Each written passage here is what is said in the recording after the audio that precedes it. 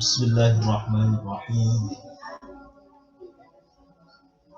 Assalamualaikum warahmatullahi wabarakatuh.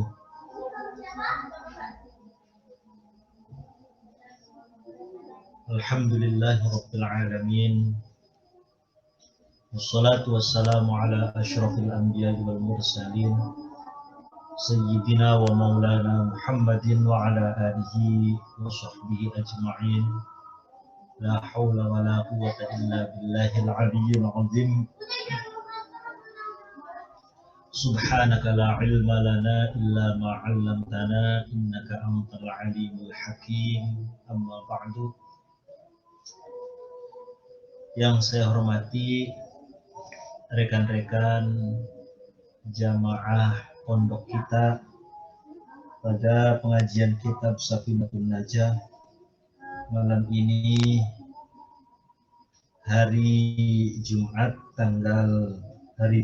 malam Sabtu tanggal 2 Oktober tahun 2020. Kita akan melanjutkan kembali mengaji kitab Safinah. Bismillahirrahmanirrahim. Ila hadratin Nabi Mustafa Rasulillah Muhammadin sallallahu alaihi wasallam, thumma ila arwahi jami' ikhwanihi minal anbiya'i wal mursalin wa abaihi wa ummahatihi wa azwajihi wa alihi wa dhurriyyatihi wa sahabatihi wat tabi'in wa tabi'it tabi'in wal awliya'i wash syuhada'i was salihin wal musannifin, khususan Maulana Sultanul Awliya Syekh Abdul Qadir Al-Jilani.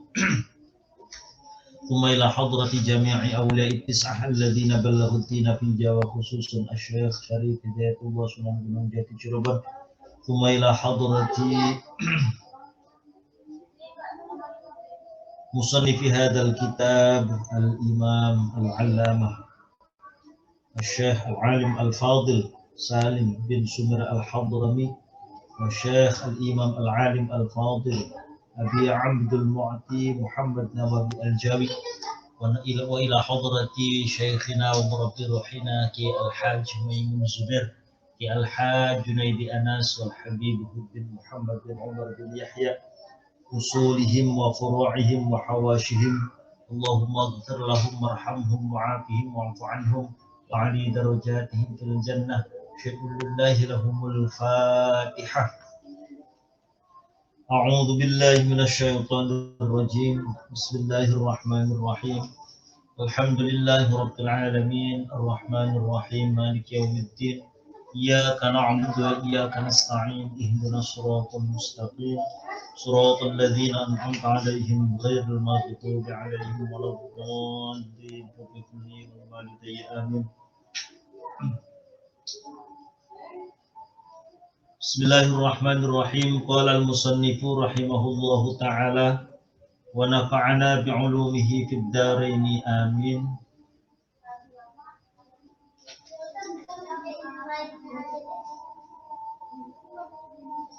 Bismillahirrahmanirrahim. Pada fasal an-najasatu salasun mughalladatun wa mukhaffafatun, kita akan lanjutkan kembali menjelaskan tentang jenis-jenis najis yang disampaikan oleh al-imam oleh Syekh Nawawi Banten. Beliau mengelompokkan menjadi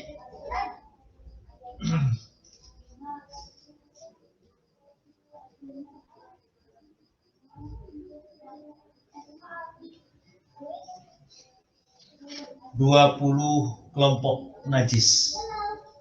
Ya, untuk mereview kembali 20 kelompok najis ataupun benda-benda najis. Yang pertama adalah urin. Yang kedua adalah madhi. Ketiga adalah wadi. Keempat adalah feses. Kelima, anjing. Ini memasukkan segala jenis najis baik kategori najis mughalladhah, mukhaffafah maupun mutawassithah. Jadi kesemuanya dimasukkan. Kelima adalah anjing, keenam adalah babi, ketujuh keturunan ataupun anak peranakan dari anjing dengan anjing, anjing dengan babi, babi dengan babi, anjing dengan binatang lain ataupun babi dengan binatang yang lain. Lalu yang ke-8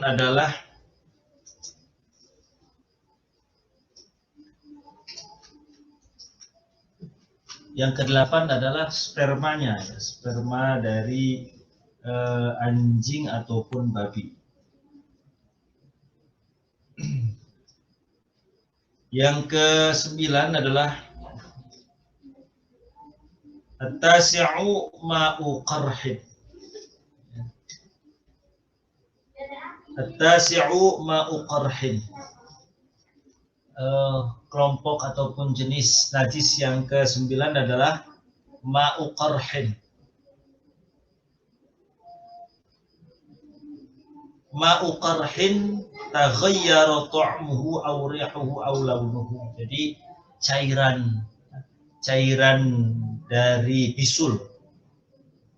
Cairan bisul yang sudah berubah warna ataupun rasa ataupun baunya.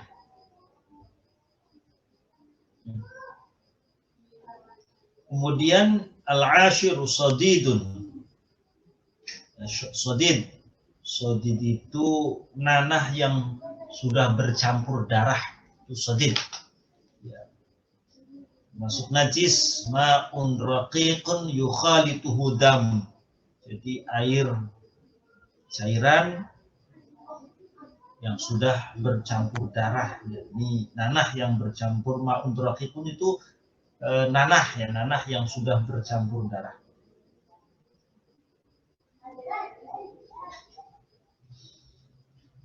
Al-hadi asyara, yang ke-11 adalah al-qayh. Al-qayhu, nanah.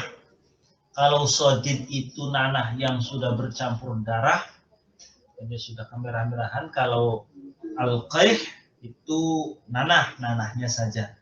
Baik nanahnya saja ataupun nanah yang sudah bercampur darah, itu dihukumi najis. Atsani asyara. Yang ke-12 mirrah. Waktu itu empedu, ya. Empedunya binatang ataupun empedunya manusia itu najis.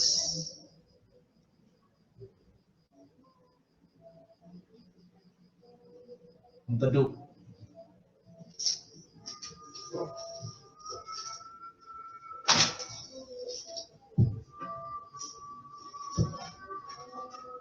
Mirrah itu jadi lebih pada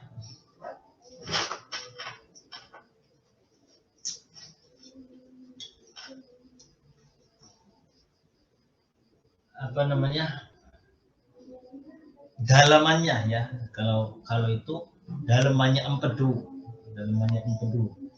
itu najis.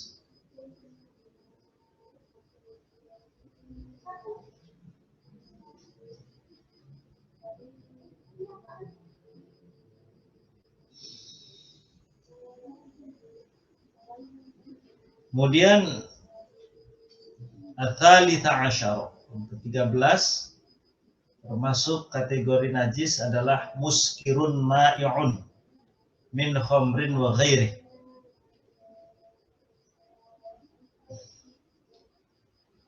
Cairan yang memabukkan. Jadi semacam arak itu kan bentuknya cair. Ma'un muskir. Muskirun ma'i'un. Ini benda-benda yang memabukkan yang bersifat cair, baik arak ataupun yang lainnya, tuak misalkan, itu najis. Wa kharaja bil ma'i al hashishah wal binj, atau wal banj, kecubung. Wa nabatun lahu nabatun lahu habbun yukhbitul aqla wa yurithul khabal fa inna ma tahrima tahirani. Dikecualikan dari benda yang bersifat cair kayak semacam arak, yakni benda-benda ataupun barang-barang yang memabukkan tapi tidak bersifat cair. Contoh misalkan ganja. Ya. Ganja itu secara dzatiyah bendanya tidak najis, suci, tapi tetap hukum untuk mengkonsumsinya haram. Jadi kalau arak itu dari dua sisi. Dari sisi dia mengkonsumsinya haram, dari sisi dzatiyah araknya itu najis. Nah, beda semacam ganja. Barang-barang yang memabukkan yang tidak bersifat cair. Meskipun memabukkan, tapi karena tidak bersifat cair, maka tidak dihukumi najis. Meski mengkonsumsinya dihukumi haram.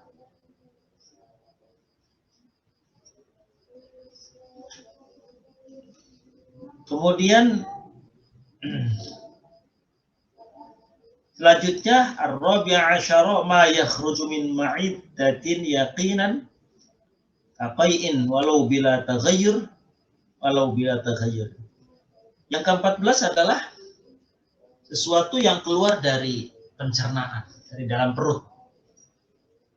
Semacam misalkan muntah, qai'in, misalkan orang muntah, maka muntahan itu najis karena dia berasal dari dalam perut, dari pencernaan.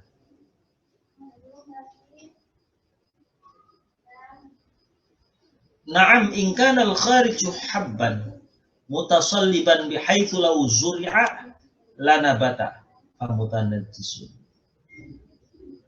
Fa in kana bihaitsu law zuri'a lam yambut fanajsul 'ain.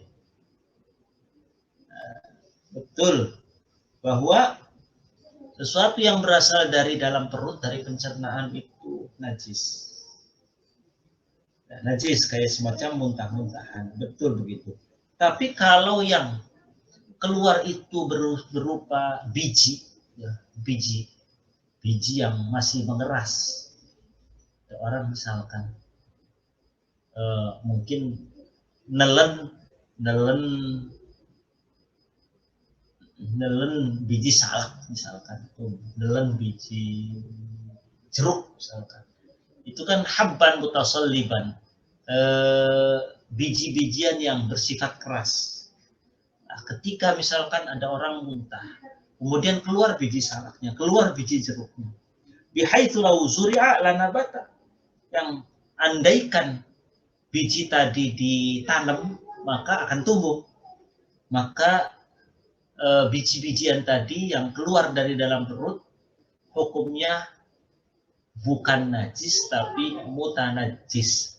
Apa bedanya? Kalau najis ya zatnya itu najis, tapi kalau mutanajjis hanya terkena najis. Jadi kalau misalkan dibasuh dengan air, dicuci dengan air, sudah suci. Biji salak tadi yang misalkan ada orang dalam biji salak keluar lagi dimuntahin, maka namanya mutanajjis.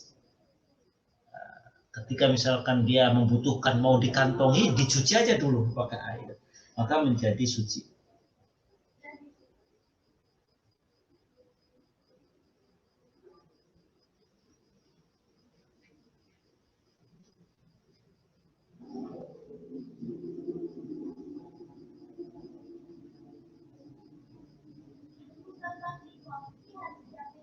Amal khariju minas sadri awil halqi wa hiya an-nakhamah wa yuqalu an-nakha'ah wan nasilu minad dimagh wa huwa al-balgham at-tahiran.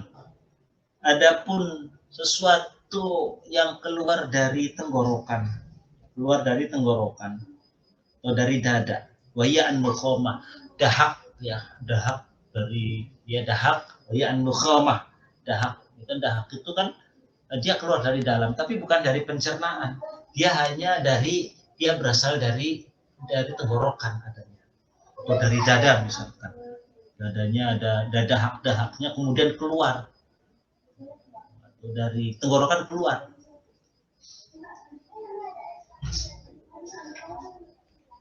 Menazilu minad dimagh atau ya turun dari otak, dari kepala. Dahak itu dari kepala yang dimana ini bulgham atau balgham, maka hukum dahak tadi itu dihukumi suci. Dahak yang keluar dari tenggorokan atau dada atau dari otak sekalipun, dari atas kepala sekalipun, dari dalamnya, maka dihukumi suci. Al-makhab, al-busaq, namanya ingus, kemudian ludah,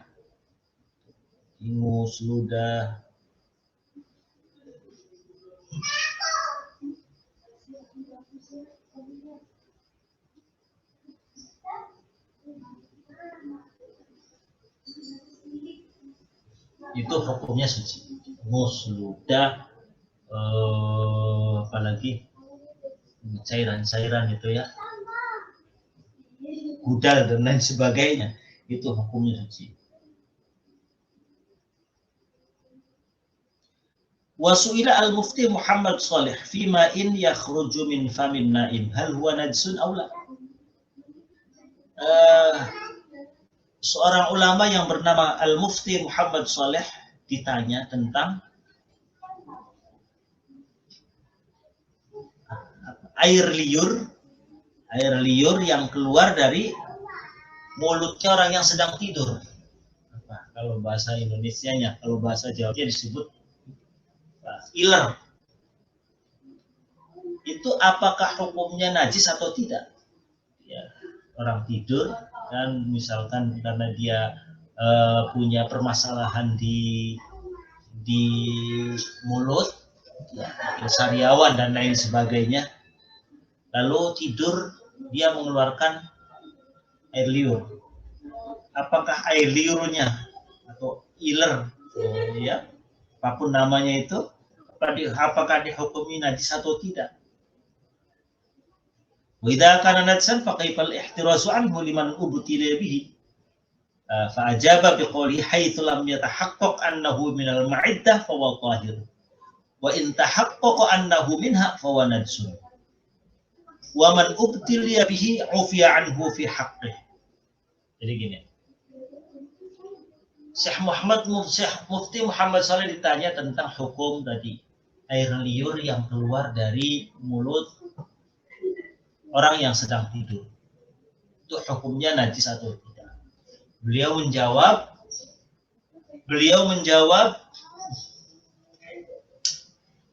kalau yakin bahwa air liur tadi itu bukan berasal dari perut, bukan berasal dari pencernaan, maka hukumnya suci. Tapi kalau air liur yang keluar tadi itu memang berasal dari dalam perut, maka hukumnya najis.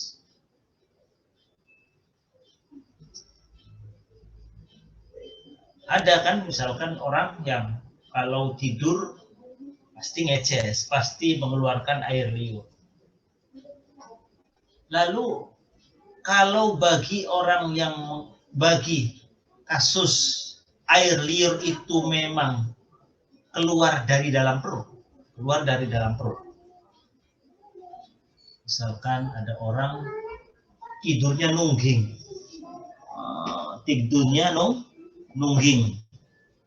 Badannya di atas, kepalanya di bawah. Maka bisa saja dipastikan bahwa ketika air liur itu keluar, air liur yang berasal dari dalam perut. Beda dengan orang tidur biasa. Kalau orang yang tidur biasa, apalagi posisi dia memakai bantal, kepalanya ada bantalnya, posisi kepala atas, nggak mungkin dari dalam perut naik ke atas. Ataupun tidur selonjoran biasa pun nggak ada bantalnya pun, kita bisa memastikan air liurnya dari mulutnya dia. Karena orang biasanya ada yang bermasalah di mulut, sariawan kah atau apa, setiap tidur pasti keluar air. Kalau itu hukumnya suci. Tapi kalau dalam kasus orang tidur nungging, kepalanya di bawah, badannya di atas, tidur keluar seluruh cairan, pasti itu dari dalam perut. Nah, kalau ada kasus seperti itu, atau bisa saja ada orang yang memang dia bisa tidur kalau nungging seperti itu, dan pasti keluar air liur. Nah, di sini dijelaskan kalau ada orang yang memang ubutulia dia mendapatkan cobaan, pasti bisa tidurnya kalau seperti itu dan pasti keluar air liur. Maka gimana? Sementara air liurnya najis. Maka kata Syekh Muhammad Soleh dikatakan bagi dia suci. Kalau memang kasusnya kasus orang yang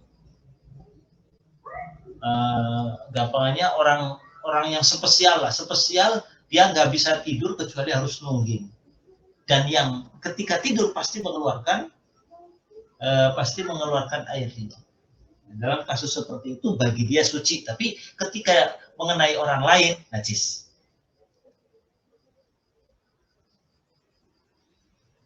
Kemudian selanjutnya yang ke-15 yang termasuk najis adalah labanu ma la yu'kal ghairul adami. Air susunya hewan yang tidak boleh dimakan. Air susu hewan yang tidak boleh dimakan. Misal misalkan macan ataupun singa betina, dan jenis hewan menyusui kan, maka air susunya singa, air susunya harimau, ataupun air susunya kucing lah, jenis hewan yang menyusui, itu hukumnya najis. Selain manusia suci. Adapun air susu hewan yang bisa dimakan tidak najis. Air susu kambing, air susu sapi, misalkan air susunya onta, itu tidak najis, suci.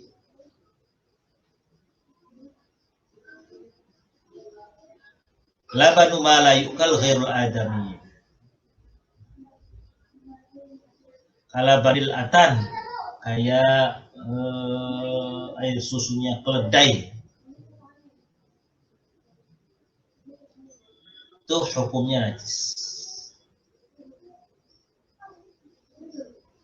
Amma labanu ma yu'kal wa labanul adami fa tahirun. Adapun air susu hewan-hewan yang boleh dimakan, air semacam kambing, air susu kambing, makanya ada ya air susu kambing Ottawa, susu sapi apalagi, itu hukumnya suci.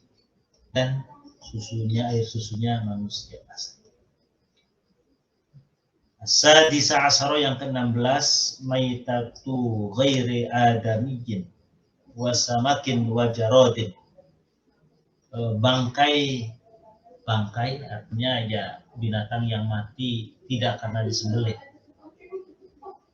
Bangkainya selain manusia, selain ikan, selain belalang. Ya. Ikan di sini itu bukan hanya ikan yang kita maksud, tapi wal muradu bis samak kullu ma la ya'ishu fil barri min hayawanil bahri. Yang dimaksud dengan samak ataupun yang bangkainya tidak najis itu ya, yang bangkainya tidak najis itu adalah kullu ma la ya'ishu fil barri, segala jenis binatang laut yang tidak bisa hidup di daratan. Sekali lagi, yang dimaksud dengan samak yang hukum bangkainya tidak najis adalah segala hewan atau segala binatang laut yang tidak kuat atau tidak tahan hidup di daratan. Dia kalau dibiarin hidup di daratan mati. Nah, itu berarti namanya samak. Wa illam yusamma, sama kan meskipun dia tidak dinamakan ikan. Nah, misalkan kuda laut ataupun anjing laut misalkan, itu kan bukan dinamakan ikan laut tapi kuda laut. Tapi dia kira-kira habitatnya kuat gak hidup di daratan? Kalau tidak kuat hidup di daratan, ya sama hukumnya dengan ikan.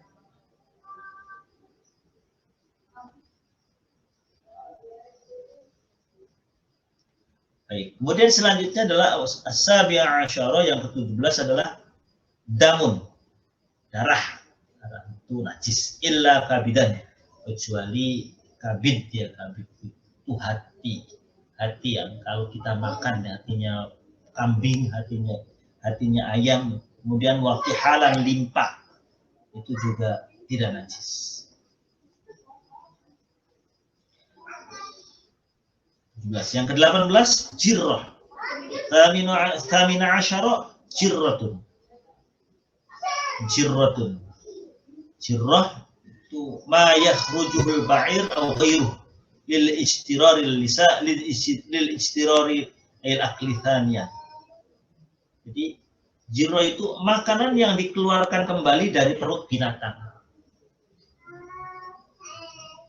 Jadi ada kebiasaan onta itu punya kebiasaan dia memamah dulu makanan, kemudian dimuntahin lagi. Nah, itu najis. Muntahan tadi najis. Makanan yang muntahan tadi najis. Karena dia sudah sampai pencernaan. Nah, tujuannya itu biasanya mau memakan untuk yang kedua kali. Jadi dia makan, masuk lapuk, kemudian dimuntahin lagi. Muntahan tadi punya najis. Namanya jirrah, makanan yang dikeluarkan kembali dari perut binatang. 18. Yang ke-19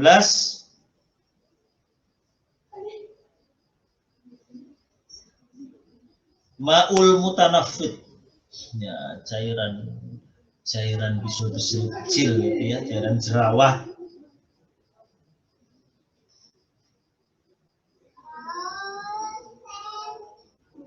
Cairan bisul ya, bisul-bisul.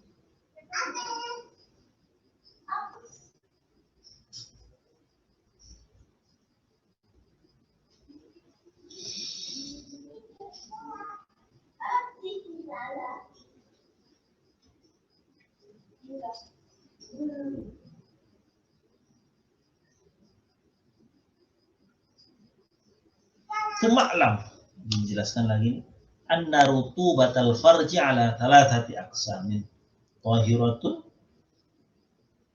yang tahiratun qat'an, tahiratun alal asah, dan najasatun. Jadi cairan vagina itu ya, cairan kemaluan perempuan itu, rutubatal farji, cairan cairan yang ada di kemaluan perempuan itu ada 3 jenis. Yang pertama suci, artinya karena beda, organ kewanitaan perempuan itu tidak sama dengan laki-laki. Organ intim kewanitaan itu bersifat lembab. Lah, lembab itu ada yang dihukumi najis, ya, kalau megangnya itu harus cuci tangan, maksudnya harus najis lah. Kemudian ada yang suci. Yang suci itu yang apa? Wa ya an-nashi'atu mimma yadhharu min al-mar'ah inda qu'udiha 'ala qadamaiha.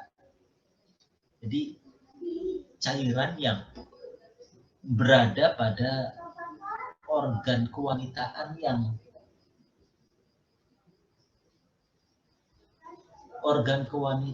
yang tampak ketika seorang perempuan itu jongkok. Jadi ketika perempuan jongkok, Nah, organ kewanitaannya, nah yang lembab-lembab itu, yang cair-cair itu hukumnya suci.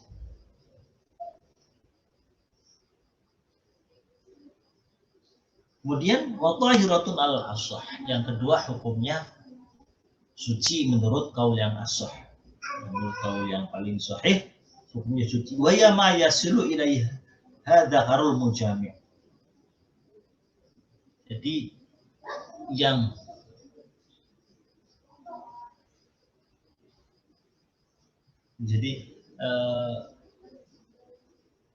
cairan yang menempel pada organ kewanitaan yang terkena, mohon maaf, pernisnya seorang laki-laki. Jika seorang laki-laki melakukan hubungan badan, nah, kemudian pernisnya dimasukkan, nah di situ kemudian ada cairan itu hukumnya suci menurut kaul yang ashah. Kemudian yang ketiga najis, yaitu yang berada di dalam. Cairan yang berada dari dalam itu hukumnya najis, dari dalam organ kewanitaan. Lakin hadil aqsam fi farjil adamiyah la fi farjil bahimah. Tiga hukum tadi, hukum suci secara pasti, hukum suci menurut kaul yang sahih, hukum najis itu, pembagian hukum tadi itu hanya untuk organ kewanitaan manusia, la fi farjil bahimah, tidak untuk al-kelamin, tidak untuk menghukumi kelaminnya hewan betina.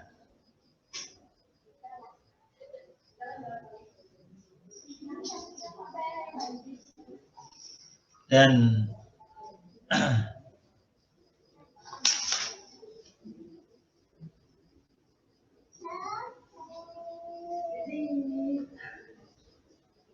yang ke-20 adalah dukhanun najasah, termasuk najis adalah dukhanun najasah.